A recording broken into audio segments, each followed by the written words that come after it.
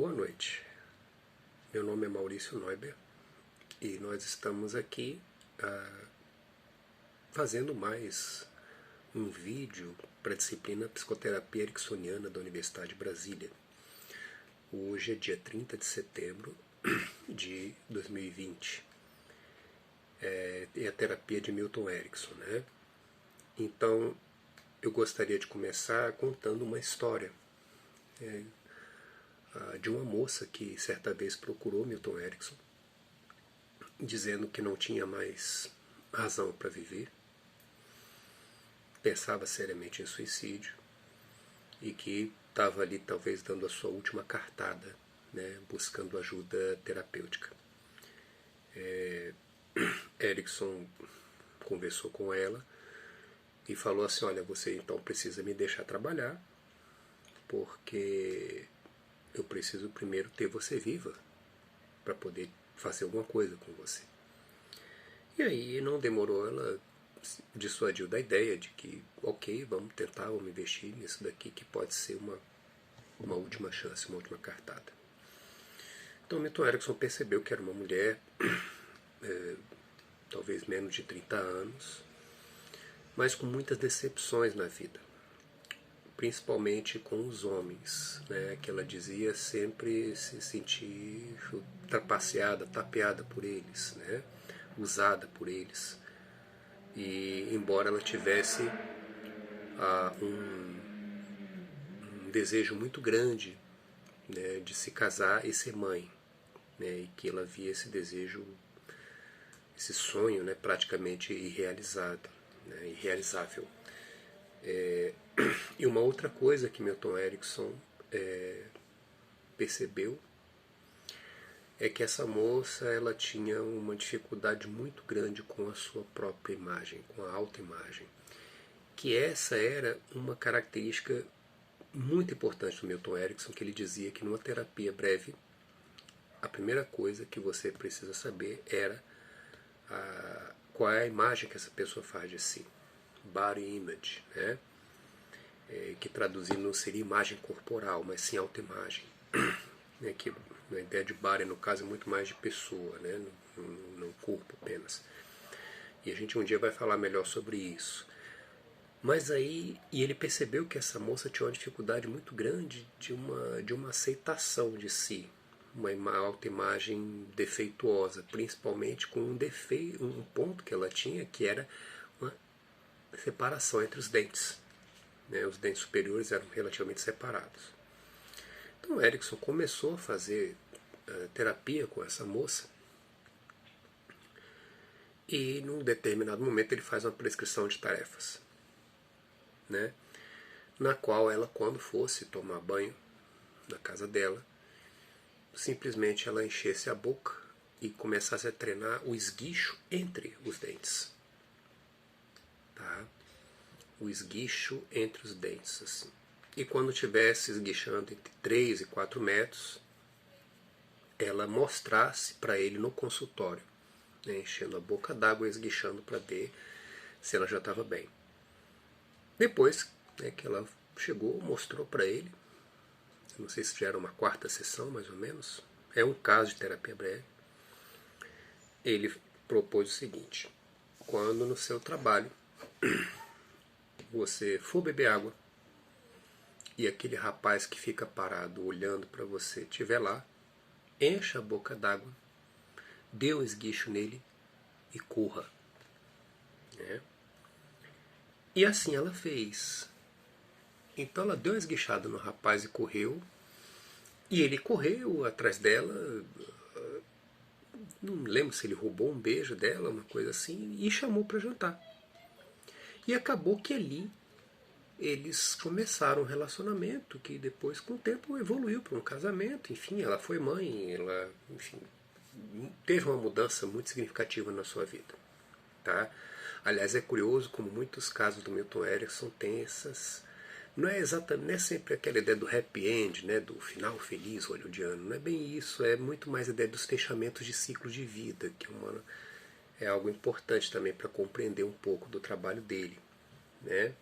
Fechar aquelas, vamos falar assim, essa gestalt de vida, esse momento de vida. E aí, quando a gente vê um caso como esse, extremamente interessante, né? Bem não convencional, esse caso ele está explicado no Raízes Profundas, né? Um livro de William O'Hanlon, né? Que foi um dos discípulos do Milton Erickson, hoje é um terapeuta breve também. Muita gente vai começar a falar algumas coisas, né? Tentando explicar quem que é Milton Erickson. Então, por exemplo, há quem diga que Milton Erickson é um cognitivista, tá? E embora você possa ver muitos pontos em comum entre eles, inclusive uma origem filosófica no pragmatismo norte-americano, tá? O Milton Erickson tem propostas muito distintas, né, do que fazem hoje as terapias cognitivas, né, que também são muito interessantes. Tá? Mas a maneira do Erickson perceber o inconsciente, por exemplo, né, a chamada comunicação indireta, né, o humanismo do Milton Erickson, são elementos que não permitiriam que você fizesse uma comparação tão próxima assim, apesar dos pontos em comum. Já houve quem dissesse que o Erickson fez as coisas dele, que desenvolveu as ideias dele por conta da psicanálise, mas essa ideia ela não prospera muito porque é muito diferente. Inclusive é um episódio curioso, né, que quando, se não me engano, o primeiro livro sobre Milton Erickson traduzido no Brasil foi o Seminário Didático de Milton Erickson. E aí, pelo que eu entendi, tentaram fazer uma espécie de uma jogada de marketing, né? E o nome do livro é Seminário Didático de Milton Erickson, o original em inglês, feito pelo Jeffrey Zag, e traduzindo como Seminários Didáticos de Psicanálise de Milton Erickson. E esse livro acabou sendo um fracasso, né, no sentido de que não agradou os psicanalistas, com razão, porque aquilo não é psicanálise, e não agradou também aos que conheciam Milton Erickson, porque sabiam que não era essa a proposta dele. Tá? Então não é essa a raiz dele, embora ele também tenha lido muita coisa. Tá? E apenas voltando um ponto quanto à própria terapia de cunho cognitivo, Milton Erickson começa a clinicar nos anos 30, se eu não me engano.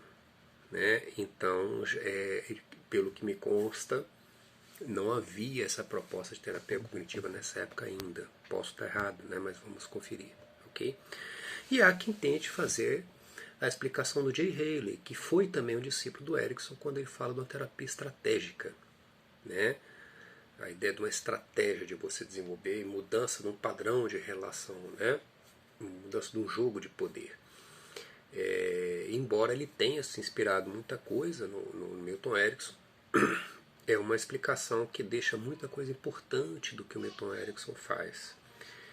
Inclusive porque o Jay Haley fica muito centrado num padrão de relação. Talvez uma influência comportamental muito forte, né, que o leve a pensar, a ficar muito nesse foco. Enquanto o Milton Erickson tem toda uma leitura muito do sujeito singular, do mundo interno, do transe também como um estado, não apenas como um modo de comunicação. E que seria acabar caindo num reducionismo. Então muitas pessoas no movimento sistêmico mesmo, quando ouvem falar do Milton Erickson, é normal que elas associem com o Jay Haley, mas elas compram a ideia do Jay Haley, que na nossa forma de ver não permite dizer que Milton Erickson fosse um estratégico. É como se você pegasse a criatura e tentasse explicar o criador. O Jay Haley cria a escola estratégica de terapia familiar, muito inspirado no Milton Erickson. Mas isso não permite dizer o contrário, né? Que é isso que o Erickson, por exemplo, poderia ser considerado dessa forma. Então, o que é o Milton Erickson, né? Da onde que ele veio, em termos assim de pensamento? De onde veio a raiz desse pensamento, né? E essa é uma das questões importantes, porque ao mesmo tempo existem aqueles que tentam dizer que o Milton Erickson era apenas técnica, né? Que o que ele fazia era apenas técnica. Então, além do que a gente viu nesse caso, é muito difícil sustentar essa afirmação, embora a gente entenda e concorde com a ideia de que as técnicas têm um papel muito importante na terapia que ele propõe. E mesmo hoje o movimento ericksoniano ele prima muito pela técnica, isso é verdade. Mas vamos pensar em uma comparação simples. Tá? Existe um caso do Milton Erickson, feito em parceria com um colega psicanalista chamado Lawrence Kubi, em que ele trata uma moça, uma jovem por volta dos 18 anos, que estava fazendo análise com o Lawrence Kubi, e no entanto ela estava piorando, né? Ela não estava legal, e já tinha 5 tentativas de suicídio. E a temática dessa moça estava muito associada com uma situação em que ela recebe na sua infância uma educação da mãe. A mãe dizia que não deixasse os meninos chegarem nela e fazerem aquelas coisas nojentas. A mãe, pelo visto, era uma pessoa muito puritana. E logo que ela menstrua, a mãe morre. Então, entre 7 anos e talvez os 13 anos, quando a primeira, ou 12, né, quando ela teve a primeira menstruação, ela teve essa educação. E logo que ela, digamos, vira moça, né, como é tratado no caso, ela perde a mãe. Alguns anos depois, a grande amiga dela e ela, né, se apaixonam pelo mesmo rapaz, que escolhe se casar com essa amiga. Né? É uma novela, esse caso é muitos elementos dramáticos fortes, né, e muito sofrimento. E, no entanto, essa amiga morre também. Tá? E aí, alguns meses depois, o viúvo, muito jovem ainda, né, eles eram bem jovens, passa a se interessar por ela e ir atrás dela. E ela gostava do rapaz. Então ela entra numa crise violenta, é uma crise muito forte, entra num processo depressivo muito sério e começa a tentar suicídio. Nesse caso, o Milton Erickson faz uma coisa extraordinária, a gente vai sintetizar muito aqui, em que ele vai e simplesmente volta ao passado, um processo de regressão, e diz que essa mãe tinha feito um papel muito bom, porque era a maneira que ela tinha de proteger a filha. Ele não ataca essa figura. Ele reconhece que a mãe passou uma linguagem forte para proteger a filha. Mas ao mesmo tempo ele fala assim, só que como a sua mãe se foi, nós não sabemos o que ela diria para uma mulher. Né? Porque hoje você já é uma mulher adulta. E induz a amnésia. É um caso extraordinário. E então ele vai, volta novamente, repete essa leitura, que é uma redefinição terapêutica, muito usada entre os sistêmicos. Tá? Aliás, Milton Erickson é um dos precursores do movimento sistêmico. E acrescenta que ele, como uma autoridade, ele era um doutor, conhecia muito de psicologia, né, desenvolvimento corporal e psicossexual, e começa a falar como seria esse desenvolvimento. Então, novamente induz a amnésia. E ele induzia muita amnésia sabendo também porque uma das razões para este caso, né, embora ele também induzisse muita amnésia por outras razões, porque ela, pela análise, ela passaria por um processo de elaboração e aos poucos ela teria acesso a alguma coisa que o seu inconsciente já tivesse trabalhado com isso. E eu sei que com essas idas e vindas, ela consegue uma resolutividade dessa questão, ela reconfigura esse problema, aceita a corte desse rapaz e depois de um tempo eles estão casados, né, e estão bem. Então você vê um caso muito característico de alguém que vai ao passado, encontra ali uma configuração antiga, né, muito ligada com a mãe. Mas no outro caso, até se não me engano, uma indicação do Carl Rogers, Milton Erickson recebe um homem que tinha também um estado depressivo muito sério, e que tinha gasto muito mais dinheiro do que podia, e portanto tinha entrado numa espécie de falência. E quando isso aconteceu, ele simplesmente desabou e se isolou das pessoas, enfim. E basicamente o trabalho que é feito com esse homem vai ajudando ele a recobrar uma coisa que ele sempre teve, que foi a marcenaria. E a partir desse trabalho de marcenaria, fazendo pequenos armários, tudo, ele retoma um ímpeto para a vida, refaz seus laços sociais e sai do processo depressivo. Então, no primeiro caso dessa moça, o que nós temos? Nós temos uma situação em que ele volta a um passado que é presente, né, na vida dessa jovem, no mundo subjetivo dela, tá? Mas é uma determinação passada, e entra no processo de reorganização com ela, em hipnose, em transe, né? No segundo caso, basicamente, ele trabalha com uma questão muito do social, dele circular, né, uma habilidade que ele possuía para poder sair desse estado de, talvez, de uma autocomiseração muito grande que ele tivesse sentido por si. Então você vê que dois processos, dois casos de depressão são tratados de maneiras inteiramente diferentes. E se você tem apenas técnica, você não faz isso. Você precisa ter um pensamento extremamente refinado para fazer isso. Mas aí entra a questão: que pensamento é esse se o Milton Erickson ele não tinha uma teoria? Tá? E é verdade, ele não tinha, ele nunca quis construir uma teoria, assim como ele também não quis construir uma escola de psicoterapia, né? Porque as teorias elas tendiam a fazer esse enrijecimento.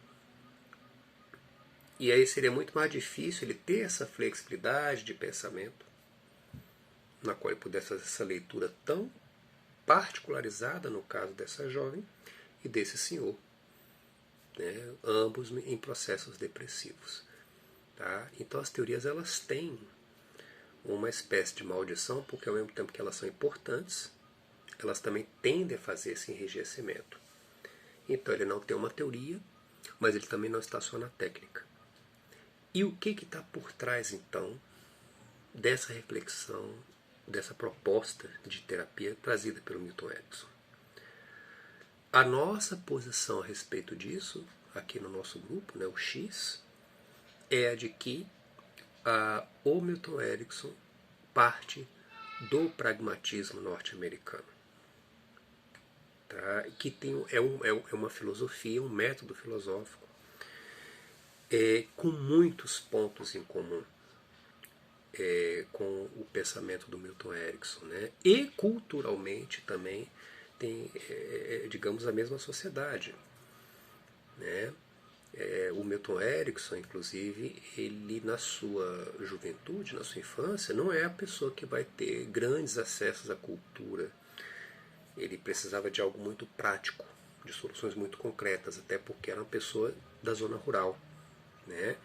Claro, ele faz os estudos, depois vai fazer medicina, mas ele vem com uma base de ter que resolver coisas, diferente de grande parte dos grandes terapeutas que fundam escolas, né? Então, o pragmatismo americano, por quê? Porque é uma filosofia, um método filosófico, na qual você pode pensar uma situação de vários ângulos. Tá? Então existe um exemplo que o William James, que é um grande autor pragmático, fala, né? De que se dependendo do lugar, do ângulo onde você vê um esquilo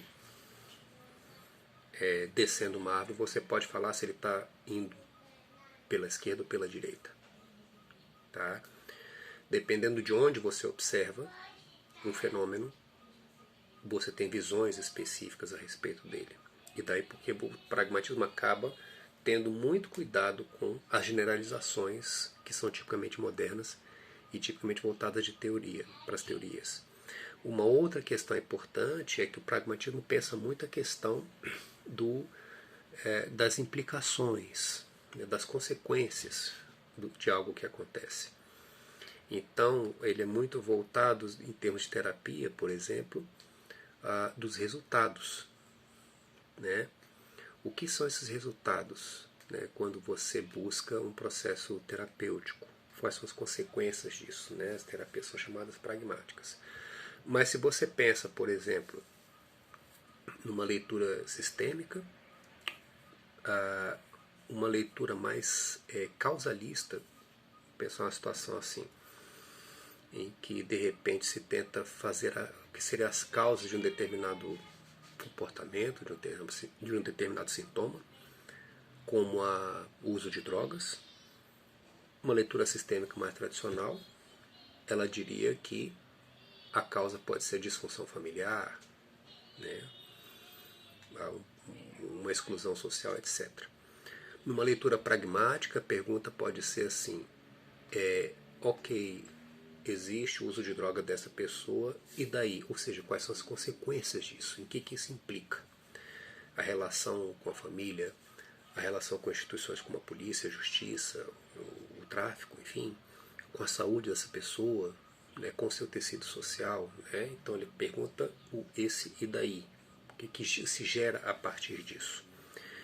E ao mesmo tempo o pragmatismo ele tem um apreço muito grande pelo singular. Né? Então, no caso que eu estou falando do uso de drogas, por exemplo, não existe o drogado, como algumas pessoas falariam, que aliás é um termo completamente em desuso. Não existe o usuário de droga. Existe aquela pessoa que está na condição de usuário de droga. E a gente precisa entender o mundo desta pessoa. Então você tem muito cuidado com as generalizações, determinadas afirmações, principalmente em termos do comportamento humano, porque ele reconhece esse acontecimento do singular, o que costuma ser uma dificuldade para outras escolas filosóficas, como é o caso do positivismo. Né? Então, esses tópicos, eles trazem muitas características importantes da gente pensar, né? Porque o Milton Erickson é uma pessoa que prima muito por esse singular, questionando essas construções teóricas gerais.